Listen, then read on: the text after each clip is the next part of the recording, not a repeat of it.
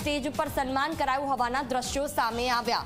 જી હા, ઇંગ્લિશ દારૂ વેચવાના 8 કેસના આરોપીના ભાજપમાં હારતોરા થઈ રહ્યા છે। જુઓ, મધ્ય ઝોનના પ્રભારી અને ગુજરાત ભાજપના ઉપાધ્યક્ષ ગોરધન ઝડફિયા ખુદ કુખ્યાત બુટલેગરનું ગુલાબનું ફૂલ આપીને સન્માન કરી રહ્યા છે। વર્ષ 2022માં જે બુટલેગરને એસઓજી પોલીસે દબોચીને અંદર કર્યો હતો, એ જ બુટલેગરને મધ્ય ઝોનના પ્રભારી ગુલાબ આપીને નવાજી રહ્યા છે। છોટાઉદેપુરનો આ નામચીન બુટલેગર પિન્ટુ જયસ્વાલ કે જે વર્ષ 2022માં એસઓજી પોલીસે અલીરાજપુરથી તેની ધરપકડ કરી હતી। ભાજપના કાર્યાલય ખાતે ભરતી મેળામાં બુટલેગરનું કેવી રીતે સન્માન કરવામાં આવ્યું તે જુઓ। ભાજપે છોટાઉદેપુરના બુટલેગરને જાહેર મંચ પર બેસાડ્યો। એટલાથી એ પૂરું નથી થતું। છોટાઉદેપુર જિલ્લામાં ભાજપનું કાર્યાલય બનાવવા માટે આ બુટલેગરે જ પોતાની જમીન આપી હતી। એટલે કે બુટલેગરની જમીન પર બનેલા ભાજપ કાર્યાલય પર ગુલાબના ફૂલથી બુટલેગરનું સન્માન કરી રહી છે ભારતીય જનતા પાર્ટી। શિસ્તબદ્ધ કહેવાતી પાર્ટી જેનું પણ સન્માન કરે છે, નહીં જોતી હોય કે તેનો ભૂતકાળ શું છે। જે બુટલેગર પર દારૂના 8 કેસ છે, તેનું જાહેર મંચ પર કેવી રીતે કોઈ સન્માન કરી શકે? પણ ધ્યાનથી જુઓ કેવી રીતે ભાજપના કાર્યાલયમાં જાહેર કાર્યક્રમમાં કુખ્યાત બુટલેગર ભગવતી પ્રસાદ ઉર્ફે પિન્ટુ જયસ્વાલનું ભાજપના નેતાઓ સન્માન કરી રહ્યા છે। હકીમ ઘડિયાળી સંવાદદાતા ફોન લાઈન પર જોડાયા છે। હકીમ, શિસ્તબદ્ધ કહેવાતી ભારતીય જનતા પાર્ટી કોઈ પણ લોકોને સન્માન કરે છે, કોઈ પણ લોકોને ઉપર બોલાવી દે છે। કાર્યાલય બનાવવા જમીન શું આપી, આ બુટલેગરને ગુલાબ આપીને સન્માન કરાયું?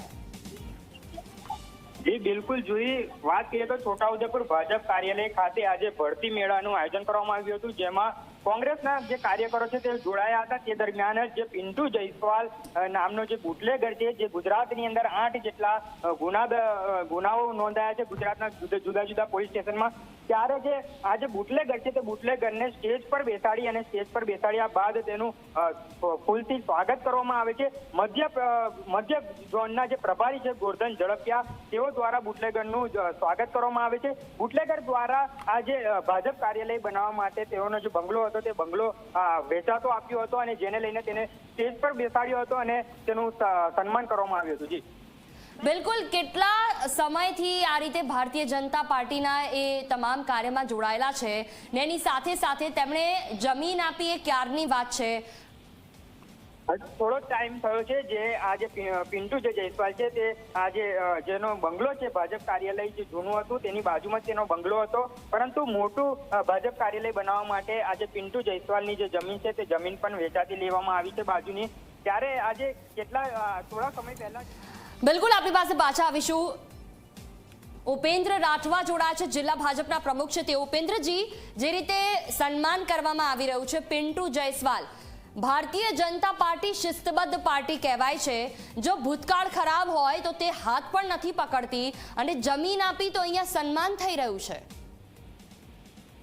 જી, આ તો જમીન માલિક હતા એનું અમે સન્માન કર્યું છે। એના વ્યવસાય જોડે ભારતીય જનતા પાર્ટીની જાણ બહાર શકે બની શકે, બાકી ભારતીય જનતા પાર્ટી કોઈ પણ બીજા કોઈ ગેરકાયદેસર ધંધો કરતા હોય એને હોઈ શકે, એની સાથે ભાજપને કોઈ લેવા દેવા નથી। એનો મતલબ એ થયો કે કાલે કોઈ વ્યક્તિ ખરાબ કામ કરે તો એને સારું કામ કરવું હોય તો એ થોડી જમીન જો ભારતીય જનતા પાર્ટીને આપી દેશે તો એ જેલમાંથી પણ છૂટી જશે? હું તપાસ કરી એમને જે આરોપ હતા એ કોઈ આરોપમાંથી બહાર નીકળી ગયા છે। ઉપેન્દ્રજી,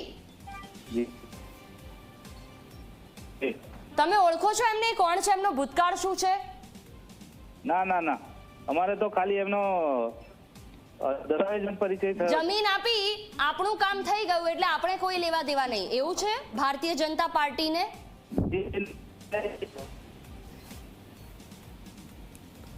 ઉપેન્દ્રજી, જવાબ આપશો કઈ? તમે ઓળખો છો એમને? કોણ છે? જિલ્લા ભાજપના પ્રમુખ છો તમે?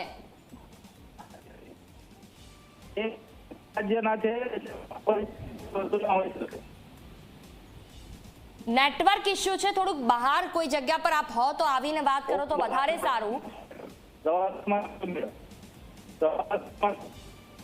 હા બિલકુલ, અત્યારે લોકસભાને લઈને આ પ્રવાસમાં હશો, પણ આ જવાબ જાણવો પણ એટલો જ જરૂરી છે, કેમ કે જો આવી જ રીતે આરોપીઓ જમીન આપીને છૂટી જશે અથવા તો તેમના પર જે દાગ લાગ્યા એ ભૂસાઈ જશે તો પછી આરોપીઓને તો છૂટો દોર મળી જશે.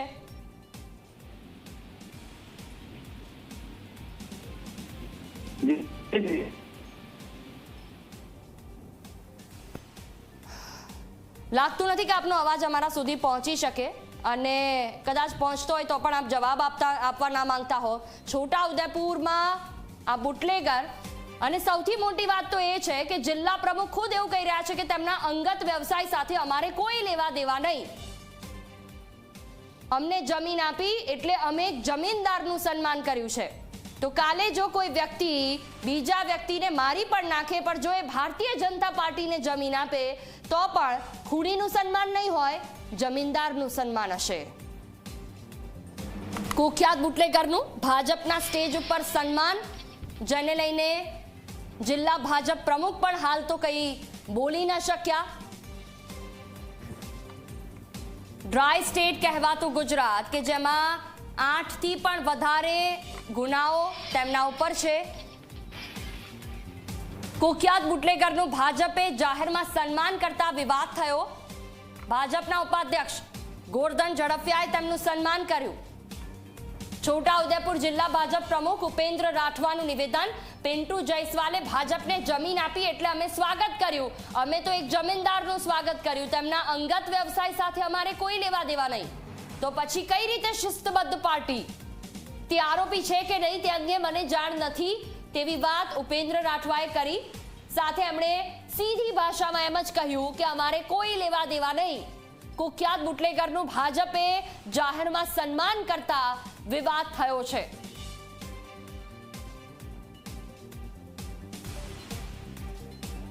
જે તે વ્યક્તિ જમીન આપે છે, ભારતીય જનતા પાર્ટીને ફંડ આપે છે, જે કોઈ પણ વાત હોય, પરંતુ તેનો ભૂતકાળ શું છે, શું એ જોવામાં નથી આવતું?